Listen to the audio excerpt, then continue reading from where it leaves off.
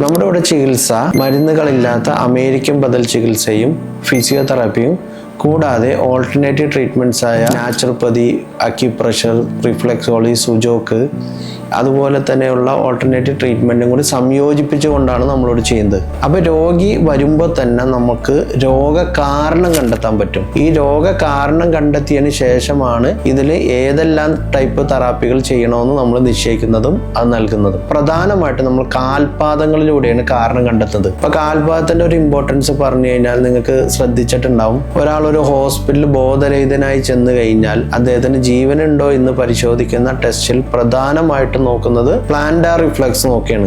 അതായത് കാൽപാദത്തിന്റെ അടിയിൽ ഒന്ന് വരഞ്ഞു നോക്കും. അത് പലരും ശ്രദ്ധിച്ചിട്ടുണ്ടാവും. അതുപോലെ തന്നെ സാധാരണക്കാർക്ക് മനസ്സിലാവുന്ന ഉദാഹരണം ശ്രദ്ധിച്ചാൽ ഒരു തണുപ്പ് വന്നാൽ കൈയും തലയും മേലെല്ലാം പുതച്ചു മൂടിയാലും കാൽപാദം മൂടിയില്ലേ തണുപ്പ് മാറൂല. അപ്പോൾ കാൽപാദത്തിലാണ് എല്ലാ ആന്തരിക അവയവങ്ങളുടെ നാഡീഞരമ്പിന്റെ ബ്രെയിനിൽ നിന്ന് വന്ന ഡയറക്റ്റ് കണക്ഷൻ ഉണ്ട്. നമുക്ക് അവിടെ സ്പർശിച്ച് നോക്കിയാൽ കൃത്യമായിട്ട് തന്നെ നമുക്ക് മനസ്സിലാവും അവർക്ക് എത്രമാത്രം രോഗങ്ങൾ ബാധിച്ചിട്ടുണ്ട് എന്നെല്ലാം കൃത്യമായിട്ട് മനസ്സിലാവും. എന്നിട്ട് അതിലൂടെ തന്നെ നമ്മൾ പ്രത്യേകം മർദ്ദം നൽകി അതിനെ റിഫ്രഷ് ചെയ്ത് സെൽസ് ആക്ടിവേഷൻ ചെയ്യാണ് നമ്മൾ ചെയ്യുന്നത്. അതോടുകൂടി നമുക്ക് ഏതൊരു മാരക രോഗമായാലും വളരെ ആശ്വാസം ലഭിക്കും. അതുപോലെ തന്നെ രോഗം മാറാനും അത് ഇടയാകും.